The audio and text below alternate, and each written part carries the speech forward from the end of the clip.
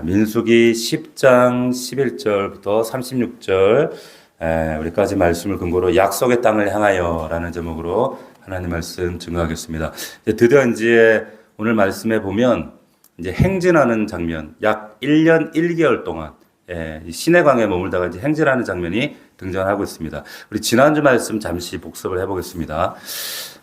지난주에 광야를 지나는 법 이런 제목으로 말씀을 전했습니다. 기억나시죠? 첫 번째, 유월절을 지키라고 말씀하셨습니다. 우리도 유월절 어린 양 대신 예수 그리스도, 그분의 십자가의 은혜를 기억하고 사셔야 됩니다. 구원의 은혜를 망각하는 순간에 우리의 믿는 신앙이 아니라 신념이 되어버릴 수가 있습니다. 그래서 이 은혜를 늘 묵상하셔야 됩니다. 그리고 자녀들에게도 구원의 은혜를 가르쳐야 된다 이런 말씀 드렸습니다. 6월절이 1월 14일인데 우리가 그런 얘기 나눴죠.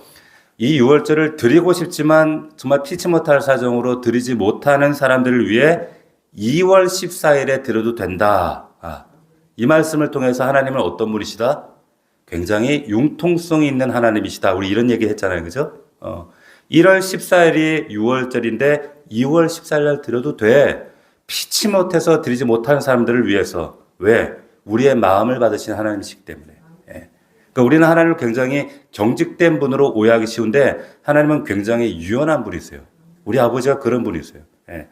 자, 또 하나, 우리 두 번째로 구름기둥, 불기둥으로 인도하시기 때문에 늘 우리는 하늘을 보고 살아야 된다 이런 말씀 드렸어요. 하늘을 봐야 된다. 그리고 또 그런 얘기 드렸죠. 무역풍이, 그 이스라엘 근동세계는 무역풍이 불기 때문에 자연 발생하는 구름은 다 어떻게 해요? 서쪽으로 가게 돼 있어요. 그런데 하나님의 임재를 상징하는 그 구름 기둥은 어디로요? 가나안 땅을 향해 동쪽으로 가는 거예요. 그러니까 어떻게 확연하게 자연 발생적으로 보이는 구름과 하나님이 만드신 그 초월적인 구름이 다르다는 거예요. 놀라운 사실이죠. 그렇기 때문에 이 구름을 보고 살아야 돼. 우리는 어디 보고 살아요? 세상 보고, 내 힘 의지할 수 있는 남편이나 아내나 내 부모나 내 돈이나 물질이나 이런 것이 아니라 하늘 보며 사실 수 있기를, 주님 보며 사시기를 주의 이름으로 축원합니다. 또 세 번째가 직임을 지켜야 된다 그랬어요. 그 광야길 가운데, 그 가운데서도 하나님이 맡겨진 사명이 있다. 작은 사명일지라도 그 사명을 가볍게 여겨서는 안 됩니다. 하나님 맡기셨기 때문에. 그래서 잘 감당할 때 은혜가 있습니다. 자, 그리고 이제 오늘 본문으로 왔는데, 자, 오늘 본문 제가 다시 한번 읽어볼게요. 민수기 10장 11절부터 이제 새로운 장면이 연출되는데, 둘째 해, 둘째 달 20날에 구름이 증거의 성막에서 떠오르매 이스라엘 자손이 시내 광야에서 드디어 출발하여 길을 갑니다. 자, 여기 보면 둘째 해, 둘째 달 20날, 이스라엘 백성들이 애굽 땅에 살 때는 애굽 달력을 썼어요. 그런데 출애굽하면서 장소만 결별한 것이 아니라 애굽의 시간과도 결별했다고 제가 말씀드렸어요. 지금 기존 달력 체계를 버리고 새로운 이스라엘 달력을 채택하는데 쉽게 말하면 출애굽한 해가 1년이고 출애굽한 달이 1월 달이 되는 거예요. 1월이 되는 겁니다. 이게 하나님의 명령이기도 했어요. 그래서 그 출애굽기에 보면 이 달을 너에게 달의 시작 곧 해의 첫 달이 되게 해라 이런 말씀이 있어요. 그러니까 6월절이 언제느냐? 그렇게 새롭게 시작된 달력의 그 6월절이 언제냐? 1월 14일이었어요. 1월 14일에 6월절을 지키고 1월 15일에 어떻게 출애굽했다 그 말이에요. 그 출애굽기 19장에 보면 이스라엘 자손이 애굽 땅을 떠난 지 3개월 되던 날에 시내 광야에 시내산 앞에 이르렀고 그 도착한 시내산에서부터 지금 출애굽기 그리고 레위기 민수기 여기 10장 10절까지가 지금 한 장서에 쓰여진 얘기란 말이에요. 그러다가 이제 오늘 11절부터 이제 1년 1개월 만에 출발하는 거예요. 이해가 되시죠? 자, 그래서 해를 넘겨 둘째 해, 둘째 달 20날 이렇게 말하지 말고 그냥 2년 2월 20일 날 이렇게 써주면 좋겠는데, 자, 어쨌든 1월 15일 출애굽해서 다음해 2월 20일이 된 겁니다. 지금 여기 민수기 10장 11절이 자, 1년하고도 1개월 정도가 지난 시점이에요. 자, 그런데 여기서 우리가 잠깐 드는 생각이 하나 있어요. 그게 뭐냐? 출애굽하고 나서 지금 이집트로부터 그리 멀지 않은 지금 이 지점에, 예? 거리상으로 멀지 않거든요. 그러면 1년째 이 출애굽한 이스라엘 노예들이 움직이지 않고 머물고 있었단 말이에요. 그럼 질문, 근데 왜 이집트 군대들이 안 따라왔을까? 왜 쫓아오지 않았을까요? 예?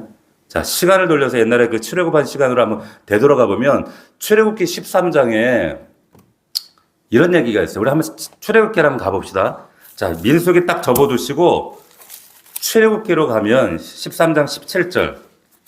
그때 어떤 사건들이 있었는가? 왜 군대가들이 이집트 군대가 쫓아오지 않았을까? 출애굽기 13장 17절. 거기 보시면 출애굽기 13장 17절부터 18절 한번 따라와 보세요. 제가 읽겠습니다. 바로가 백성을 보낸 후에 블레셋 사람의 땅의 길, 블레셋 사람의 땅의 길을 기억하십시오.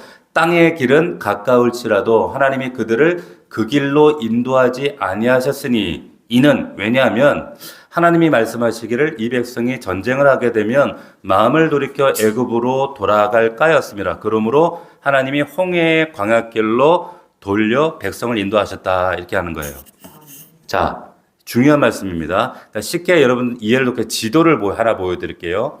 자, 화면을 보시면 당시 고대 이집트 왼편에 여러분들 바라보실 때 왼편이 저희가 이집트 라암셋에서 출발했거든요. 그래서 위에 지중해 위편으로 이렇게 가는 길이 파란색 쭉 그어져 있죠. 이것이 일반적인 루트입니다.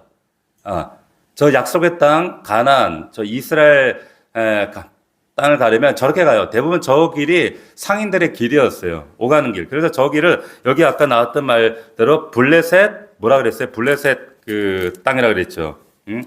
블레셋 사람의 땅 이렇게 나오죠. 성경에는 그러니까 팔레스틴 로드라고 불렀어요. 이 길을. 그런데 이 길로 가면 시간상으로 한 11일 정도, 좀 길게 잡으면 14일 정도 다 이 길 따라 다녔어요. 다 이 길로. 요셉이 가나안 땅에 살다가 형제들한테 왕따 당하고 어떻게 이제 애굽에 팔려서 갈 때도 저 길 따라갔다고요. 그리고 요셉의 형제들이 나중에 요셉이 총리되었다는 소식 들고 우르르 내려가잖아요. 저 길로 간 거예요. 저 파란 길로.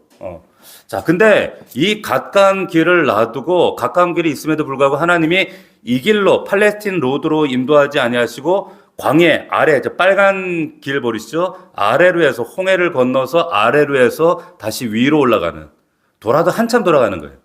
저 길로 하나님께서 인도하셨다라고 성경이 얘기하고 있다는 겁니다. 자, 출애굽기 13장 우리가 방금 읽었던 그 말씀 보면 팔레스틴 로드 이 길이 훨씬 가깝다고요. 11일이면 갈 수 있는 길인데 이 길로 인도하지 아니하시고 돌려서 잘 들으세요. 우리 인생도 마찬가지예요. 돌려서 홍해를 건너게 하시고 광야길로 인도하셨다는 거예요. 하나님 뜻이 있다는 겁니다. 왜? 만약에 저 파란 길로 저 해안길로 가게 되면 언제든지 이집트의 정규군이 쫓아올 수 있어요. 그리고 블레셋에서 또 전쟁을 치를 수밖에 없어요. 자, 전쟁해야 되는데 무슨 소리예요? 노예잖아요. 이집트군이 분명히 쫓아올 여지가 있거든요. 어떻게 비정규군이 이집트 이 강대국하고 싸우겠어요? 그래서 하나님 어떻게 하시는가? 이 전쟁을 피하게 하시려고 홍해로 인도하셨다는 거예요. 우리가 너무 잘 아는 이야기예요. 자, 그런데 출애굽기 14장 5절로 가면 보십시오. 그 백성이 도망한 사실이 애굽 왕에게 알려짐에 바로와 그의 신하들이 백성에 대하여 마음이 변하여 이르되 우리가 어찌 이와 같이 하여 이스라엘을 우리의 성김에서 놓아 보내었는가 하고 추격하기 시작하는 거예요. 산말된 병거 600쌍과 모든 병거 동원해가 다 쫓아옵니다. 그리고 잘하는 이야기 출애굽기 14장 10절 보시면 이스라엘 백성들이 막 동요하잖아요. 쫓아오는 걸 보고. 그래서 바로가 가까이 올 때 이스라엘 자손이 보니까 애굽 사람들이 거의 뒤까지 왔어. 두렵고 막 원망하기 시작하는 장면이 출애굽기 14장에 나오죠. 그래서 왜 우리를 여기서 죽게 합니까? 여기까지 데려와서 막 이런단 말이에요. 그때 모세가 놀라운 이야기합니다. 출애굽기 14장 13절 보세요. 모세가 백성에게 이르되 너희는 두려워하지 말고 가만히 서서 여호와께서 오늘 너희를 위하여 행하시는 구원을 보라. 그 다음 잘 보세요. 너희가 오늘 본 애굽 사람을 영원히 다시 어떻게 한다고요? 보지 아니하리라는 거예요.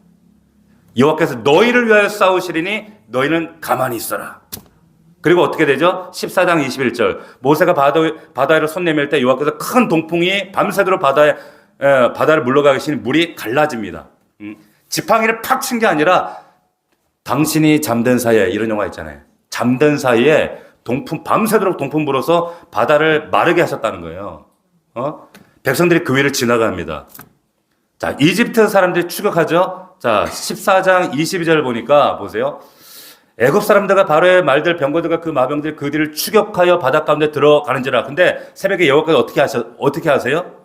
애굽 군대를 어지럽게 하십니다. 그리고 말씀 보세요. 병거 바퀴를 벗겨버리셔요. 그리고 25절 애굽 사람들이 우리가 막 도망하자 물을 거슬러 막 도망하고 싶은데 27절 보니까 여호와께서 애굽 사람들을 바다 가운데 엎으시니 물이 다시 흘러 병거들과 마병을 덮고 그들의 뒤를 따라 들어간 바로의 군대를 다 덮으니 하나도 남지 아니하였더라. 몰살당해버려 군대가. 자, 보세요. 보통 사람들이 알던 저 팔레스틴 로드 저 길로 갔다면 벌어지지 않았을 일입니다. 아시겠어요?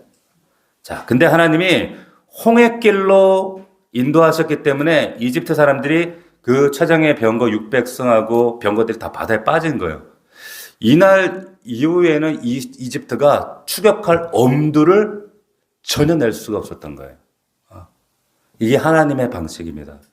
이후에 여러분 역사적 이집트의 사료를 보면 이민족 침입을 받아서 그 이집트가 이렇게 지배를 당하게 되거든요. 근데 이집트 문서에 어떻게 기록되어 있냐면 이집트 사회는 다신 문화란 말이에요. 다신 사회였단 말이에요. 다신교예요. 근데 신들이 아니라 신이 우리를 버렸기 때문이다. 이런 기록이 있어요. 신이. 예. 자, 놀라운 말을 하고 있는 거예요. 자, 정말 모세가 말한 그대로 이스라엘 백성들은 이집트 군대를 다시는 보지 못했고, 그리고 시내 광야에 1년에 머무는 동안 이집트 군대가 쫓아오면 어떡하지? 막 이렇게 걱정할 필요가 전혀 없었다는 거예요. 할렐루야. 하나님의 일하시는 방식이 이래요. 우리가 생각할 때는 왜 저렇게 아래로 둘러가지? 이해가 안 되네, 하나님. 납득이 안 되네. 왜 위로 파란 길로 가면 되는데 우리 얼마든지 그러거든요. 자, 여러분 하나님께서 우리들 인생에도 내가 보기에 좋은 길, 팔레스틴 로드처럼 저런 빠른 길이 아니라 남들이 다 가는 저런 팔레스틴 블레셋 땅의 길이 아니라 홍해 길로 인도하실 때가 있어요. 우리도 이스라엘 백성들처럼 원망합니다. 왜? 내 앞에 홍해가 막혀 있으니까. 왜 가까운 길 놔두고 하나님 나를 이렇게 힘들게 하십니까? 따져요. 덤벼요. 근데 여러분 잘 기억하십시오. 하나님은 언제나 옳습니다. 할렐루야. 이거 딱 기억하셔야 돼요. 하나님에 대한 신뢰만 있으면 이해가 안 되네. 그러나 결론은 하나님은 언제나 옳습니다. 그 길이 가장 안전하고 빠릅니다. 아멘. 우리 이 훈련하는 거예요. 신앙에서. 그런데 하나님이 옳은 것 같은데 한 번에 이렇게 해볼게요. 타협하고 양보하다가 계속 미끄러지는 거예요. 자, 그럼 제 이야기를 좀 하면 그 목회자들 사이에서도 말하자면 저 팔레스틴 길이 있어요. 팔레스타인 길. 누구나 다 가는 길. 예. 신학교 졸업은 어떤 길이냐면 대개는 이렇게 가기를 원해요. 신학교를 가고 이제는 그 신대원 가고 신대원 가기 전이나 중간에 유학을 갑니다. 그래서 미국의 아주 유명한 그 이제 신학 대학원을 가서 이제 PhD를 받고 디민을 받고 박사를 받고 그리고 돌아와서 모교에서 신학 교수로 섬기다가 대형 교회로 청빙을 받으면 그게 팔레스틴 로드예요. 그렇게 가는 우리 친구들이 많았어요. 제 친구들, 그런 친구들이 지금도 큰 교회 친구들이 많아요. 그래서 저도 유학 가려고 했어요. 신학교 4학년 때. 그런데 갑자기 뜻하지 않은 일이 발생했어요. 제 어머니가 돌아가신 거죠. 갑작스럽게. 그러니까 어느 날 하나님이 제 길을 틀어서 홍해로 틀어버리신 거예요. 막막했어요. 아무 생각이 안 났어요. 그리고는 제가 전혀 생각지도 않았던 학교로 보내셨어요. 원래 가려고 했던 신대원이 아니었거든요. 다른 신대원으로 보내셨는데, 예. 근데 그 학교에서 또 기다리고 있던 게 뭐냐? 홍해였습니다. 앞길이 막혀버렸어요. 돈이 없었어요. 학기 때마다 그냥 그 학비를 못 내가지고 마지막까지 버티다가, 근데 누가 또 내주고 갔어. 또 뜻하지 않게 마지막에 또 누가 주시고, 하여튼 뭐 그럴 때마다 하나님이 정말 진짜 야 사람의 방법이 아니라 신묘막측하신 하나님 방법으로 하나님이 그 신대원 3년을 마치게 하셨어요. 그래서 제가 이 자리에 여러분 앞에 서 있는 겁니다. 남들 다 가는 팔레스타인 로드가 아니라 홍해길로 인도하신 하나님이 우리에게 보이실 놀라운 일들이 있습니다. 할렐루야. 자, 이제 오늘 말씀 보면 약속의 땅으로 가요. 이제 긴 여정 끝에, 기다림 끝에 갑니다. 일사불란하게 이제 움직이는데 보세요. 13절부터 보면은 막 이제 이와 같이 그들이 여호와께서 명령하신 것을 따라 행진하기를 이제 시작합니다. 1년 1개월 만에. 그리고 14절부터 28절까지가 우리가 읽으면서도 이게 뭔 얘기인가? 그냥 행군 안에 행진하는 그림이에요. 한 장으로 표현하면 다음 이 그림이에요. 화면 보시면 보여드렸죠? 요 모양으로 행진했다 이 말이에요. 지금 14절부터 28절까지가. 자, 맨 선두에 언약궤가 있고, 그 다음에 유다, 이사갈, 스불론. 유다가 선임지파. 그 다음에 그 뒤에 게르손, 무라리 자손의 성막, 그리고 성물, 요런 순으로 이게 순서대로 이렇게 행진했다는 거예요. 이 그림을 지금 이렇게 표현을 해둔 거예요. 자, 일사불란. 왜? 하나님은 질서의 하나님이시거든요. 굉장히 하나님은 철저하게 질서를 가지고 아주 정말 기가 막히게 진행하십니다. 근데 특별히 인상 깊은 표현이 28절에 나오는데 28절 보세요. 이스라엘 전손이 행진할 때에 이와 같이 그들의 군대를 따라 나아갔더라. 군대를 따라 나갔더라. 이렇게 얘기하고 있어요. 자, 영어에 보니까 according to army, their army is 군대입니다. 군대. 새로운 정체성이라는 거예요. 노예가 아닙니다. 시내산에 머물면서 군대로 훈련된 거예요. 근데 더 놀라운 사실이 있어요. 뭐냐? 민수께서 갑자기 뜬금없이 군대라고 부르신 게 아니에요. 그게 아니라 이전부터 하나님은 이스라엘 백성들을 군대라고 부르셨어요. 출애굽기 6장에 26절에 한번 들어보세요. 이스라엘 자손을 그들의 군대대로 애굽 땅에서 인도하라 하신 여호와의 명령을 받은 자는 아론과 모세요. 이렇게 나와요. 그러니까 출애굽기 6장은 아직 노예 때예요. 노예 때. 12장에 출애굽한단 말이에요. 근데 하나님이 뭐라고 얘기하시냐면 이스라엘 자손을 군대대로 인도하래요. 놀랍지 않습니까? 아직 노예인데 하나님은 군대로 보신다는 거예요. 군대로. 아직 군대라고 말할 수 없는데 현실은 노예인데 앞으로의 정체성을 미리 땡겨서 하나님 보시고 군대라고 선언해 버리시는 거예요. 자, 출애굽하는 날 출애굽기 12장 41절에 보면 이스라엘 자손이 애굽에 거주한 지 430년이라 430년이 끝나는 그날에 여호와의 군대가 애굽 땅에서 나왔은즉 이렇게 얘기를 해요. 방금 전까지 노예였는데 하나님의 군대가 나왔다는 거예요. 할렐루야. 그게 우리예요, 우리. 네. 우리라니까. 우리가 군대라니까요. 감동이죠. 만약에 출애굽 6장이나 12장에서 이스라엘을 노예라고 부르다가 민수기 10장쯤 와서 그리고 1년 정도 시내산에서 훈련 좀 받고 있다가 이제 군대로 불러주신다 그러면 우리 상식에 맞는 얘기지 그게. 그죠? 근데 하나님 그렇게 안 하시고 아직 노예일 때 저와 여러분들을 군대라고 부르셨다는 거예요. 하나님 지금도 그렇게 하세요. 아멘? 아직 우리가 죄인인데 의인이라 불러주세요. 아직 우리가 이 모양 이 꼴인데 여전히 연약하고 맨날 자빠지고 쓰러지는데 거룩한 하나님의 자녀다, 군사다라고 불러주시는 거예요. 하나님 백성이라고 불러주세요. 성도라고 불러주시는 거예요. 할렐루야. 이거를 모르면은 목사님 저 성도 아닌데요, 집사인데요 이러잖아요. 성도라고 불렀다고.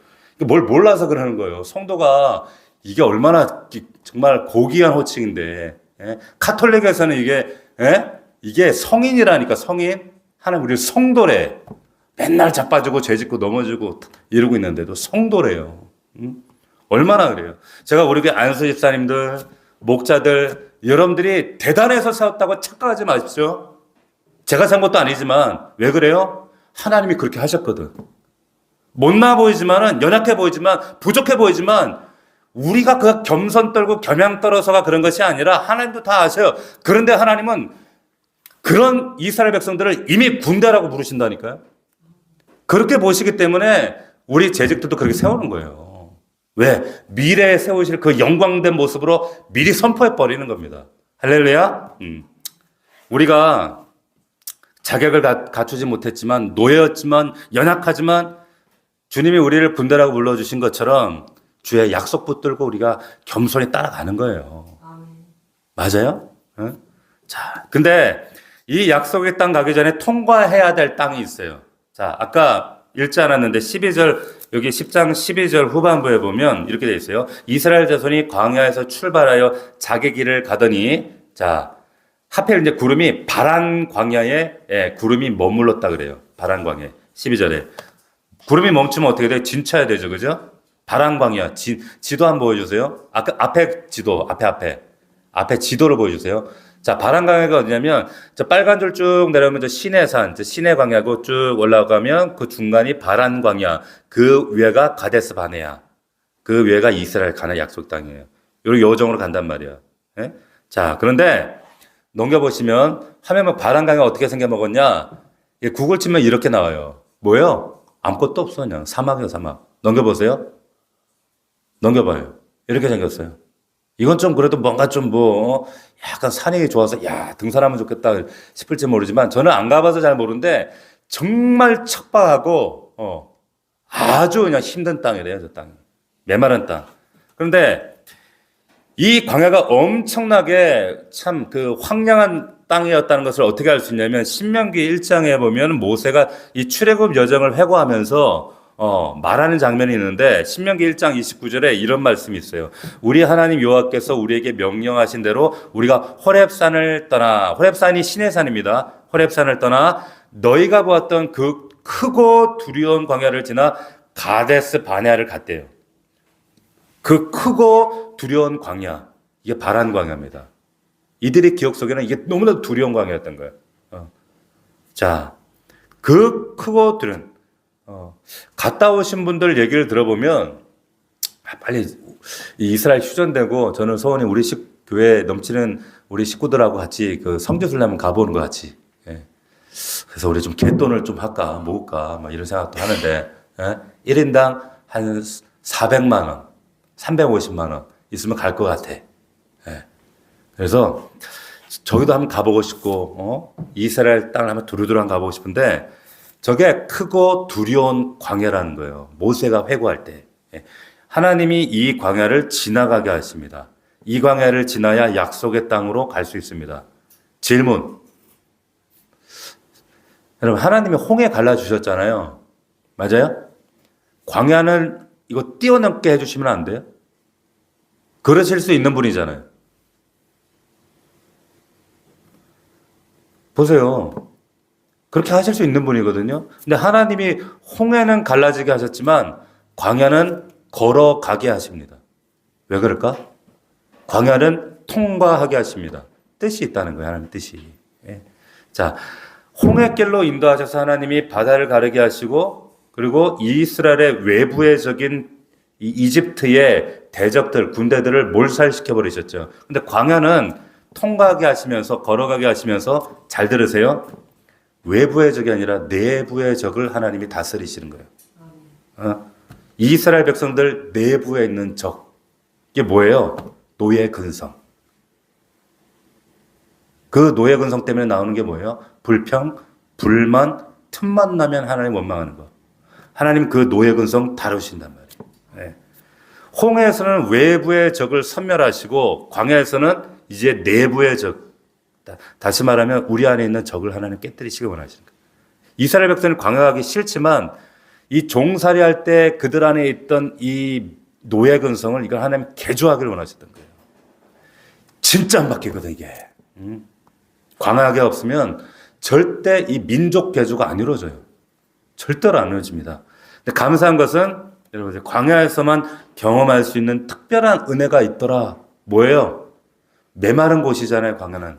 아무것도 없고 아무것도 할 수 없고 아무 길도 없어요, 여기는.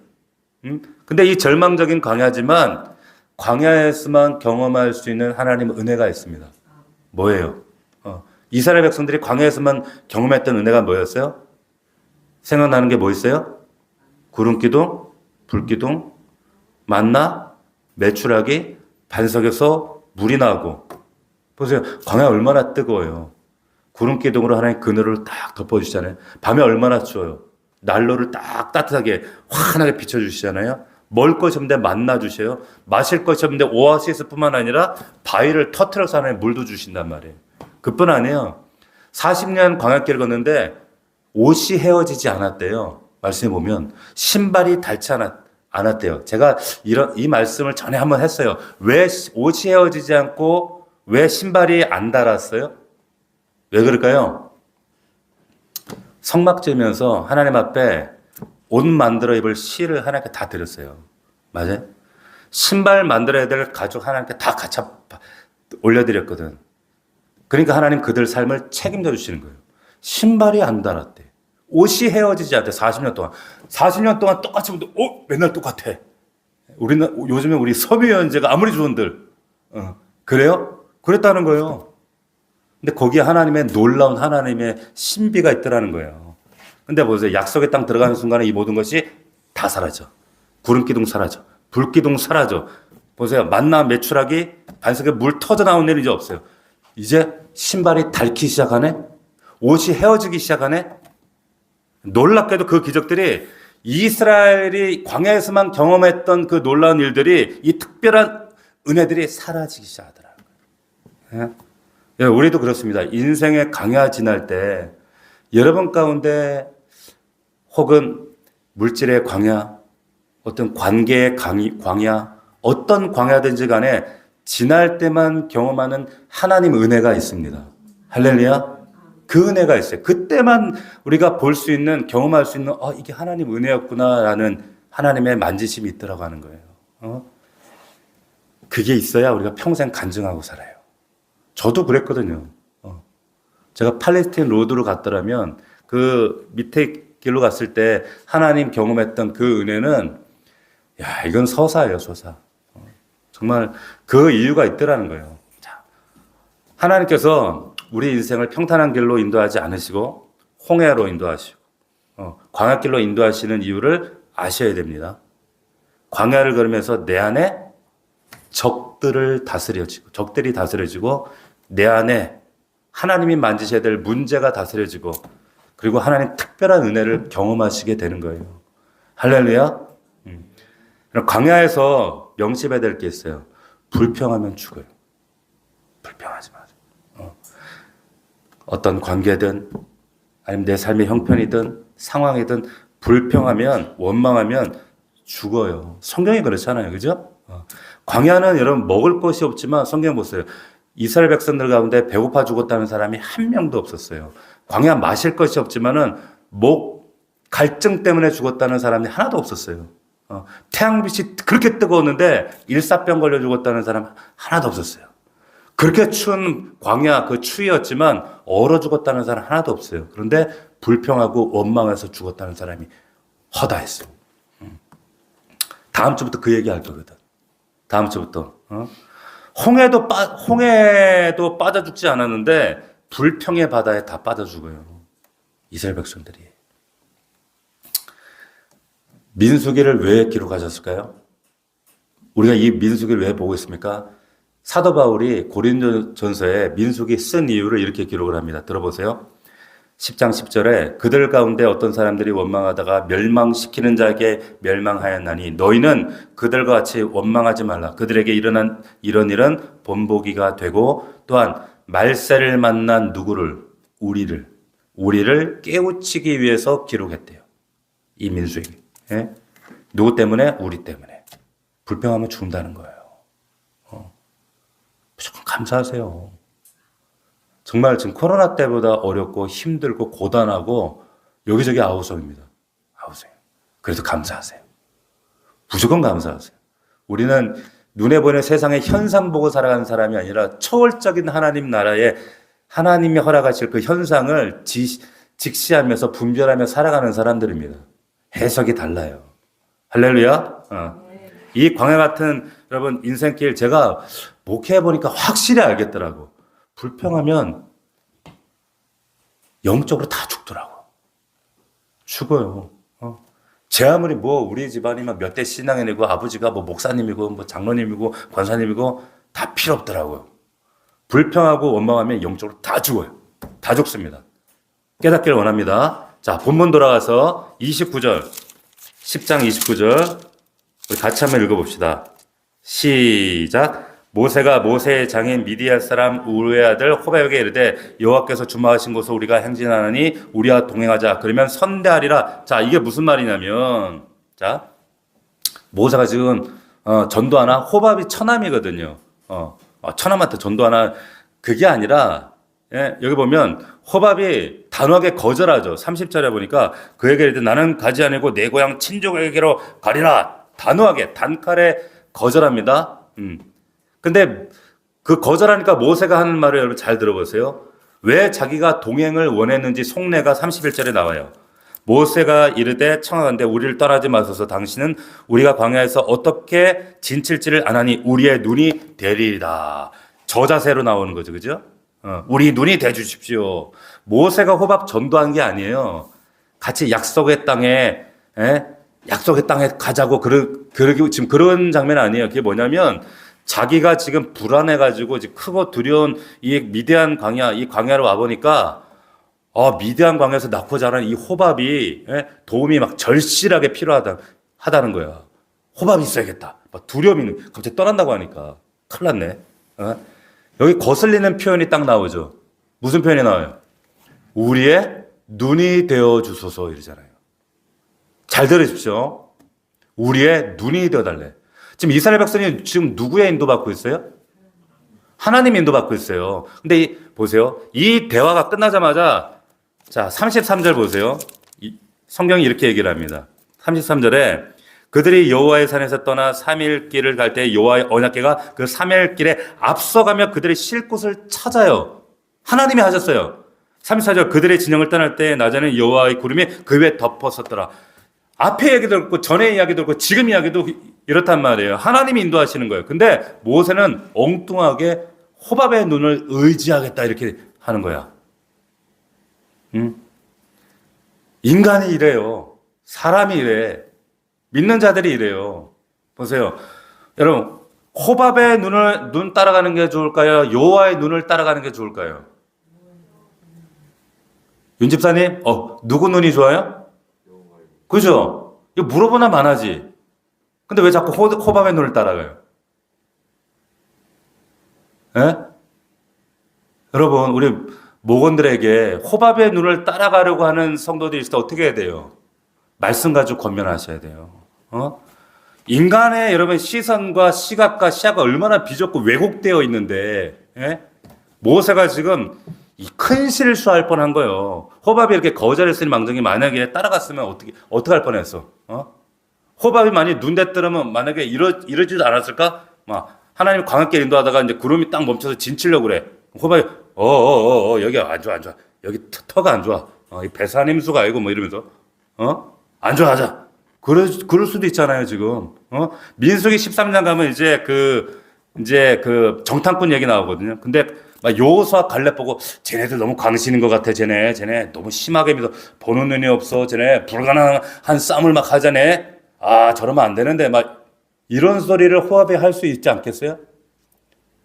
그러니까 얘가 안 가길 잘한 거예요. 보세요. 모세가 곧 사람의 눈이 의지할 바가 못 되는구나라는 사실을 어디서 깼냐면 13장에 바로 깨달아요. 12명 정탐꾼 보내죠. 자, 12명이니까 눈이 24개가 간 거예요. 24개. 24개의 눈을 보낸 겁니다. 24개 중에 20개의 눈이 잘못된 보고를 하는 거예요.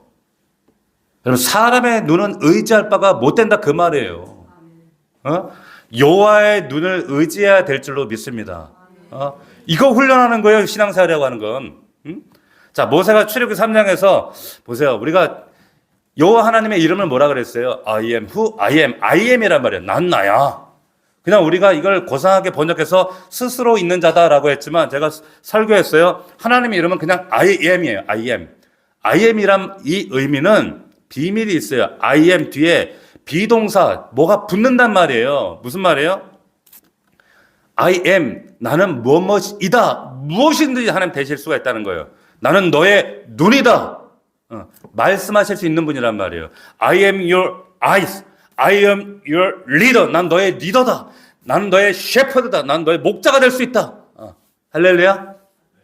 하나님이 그러셔야 되는데 모세가 그 하나님 놓쳐버린 거예요. 모세만 그럴까? 이 위대한 영도자도 그랬는데 우리도 그래요. 사람 의지하고 하나님보다 내 가족을 의지하고 누군가를 의지하고 그런 순간에 하나님께서 광야에서 돌리셔요. 야, 너 그거 언제, 그 근성 언제 포기할래? 네 안에 있는 내부의 적들을 언제 하나님 앞에 포기할래? 예? 여러분, 광야 같은 세상 지나가는데 나도 모르게 의지하는 호밥이 있습니다. 호밥의 눈이 아니라 여호와의 눈을 의지하시기를 주의 이름으로 축원합니다.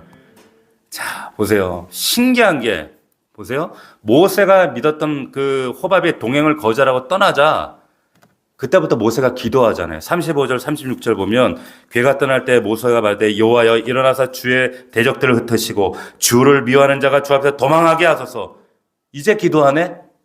예? 기도할 수밖에 없는 거예요. 호밥이 떠나야 기도해요. 보세요. 야곱을 보면 알잖아. 소문난 마마보이였잖아요. 엄마가 그냥 시키는 대로만 다 하는 그런 애. 진짜 찐따 같은 애였어. 창세기에 보면 엄마가 이런 얘기야. 야곱한테 내 아들아 내 말을 따라 내가 내게 명하는 대로 내 말만 따르고 가서 가져오라. 막 이런단 말이에요. 내 아들아 내 말만 따라. 야곱이 진짜 엄마 말만 따랐어요. 마마보예요. 그러니까 엄마 밑에 있을 때 야곱이 엄마하고 있을 때 뭐 기도했다는 얘기가 한마디도 안 나온단 말이에요. 그런데 다 엄마 시키는 대로 살다가 언제 한번 하나님께 문제 놓고 기도한 적이 없었던 그 야곱이었는데, 그러면 야곱의 인생의 호밥은 누구예요? 리브가예요. 엄마가 호밥이에요, 엄마가. 여러분 절대 자식들에게 여러분들이 호밥 되시면 안 돼요. 호밥. 기억하게 그러네. 예? 호밥. 밥덩어리가 되면 안 된단 말이에요. 오늘 하나님이 야곱을 리브가에 떼내시잖아요. 자기가 믿고 의지하던 호밥에서 떠난단 말이에요, 야곱이. 왜? 그래야 비로소 이스라엘 될 수 있기 때문에. 그래야 이스라엘 돼요. 야곱이 언제? 드디어 떠난 다음에야, 엄마 품을 떠난 다음에 그 라반의 삼촌집을 향해 가던 길에서 환상 가운데 그 사다리 환상, 하나님 앞에 기도하잖아요. 이게 인간이에요. 여러분, 우리 인생에서 믿고 의지하는 호밥이 이게 나가 떨어져야 우리가 믿는 하나님을 간절히 찾게 됩니다. 할렐루야. 기억하십시오. 근데 이 호밥 못 놓겠다고 아둥마둥 자존심 부리다가 망하는 자들이 있어요. 여러분 믿고 의지하는 호밥이 있습니다. 어떻게 보면은 내가 이게 참 세상 사람 고마운 사람들일 수도 있고 도움 될 만한 사람들일 수도 있어요. 신기해요. 근데 그 사람들 의지하다 보면 하나님을 의지하지 않더라고. 자, 하나님이 여러분 광야로 떼어내서 그래서 광야로 보내시는 겁니다. 호밥 떼어내려고. 하나님만 의지하라고. 오늘 이 말씀 통해서 우리 하나님 붙들기를 주의 이름으로 축원합니다. 호밥의 눈이 아니라 여호와의 눈을 의지하고 살아가는 이 밤, 또한 그렇게 결단하는 이 밤이 되기를 주의 이름으로 축원합니다. 축복합니다. 기도합시다. 자, 이 밤에 우리 함께 기도할 때 오늘 말씀 기억하면서 하나님, 이제 약속의 땅을 향하여 나아갑니다. 하나님만 의지하게 하여 주시옵소서. 성령여 역사하시고 나라와 민족과 교회를 위하여 우리 가정을 위하여 하나님 관계를 위하여 내 안에 아버지 응어리진 모든 상처와 내 안에 있는 외부의 적이 아니라 이집트의 군대가 아니라 내 안에 있는 아버지 대적들을 파하시고 이제 하나님의 여호와의 눈을 따라가는 호밥을 버리고 하나님을 따라가는 믿음의 성도들 되게 하여 주옵소서. 우리 간절한 마음으로 주여 한번 부르고 통성으로 기도합시다.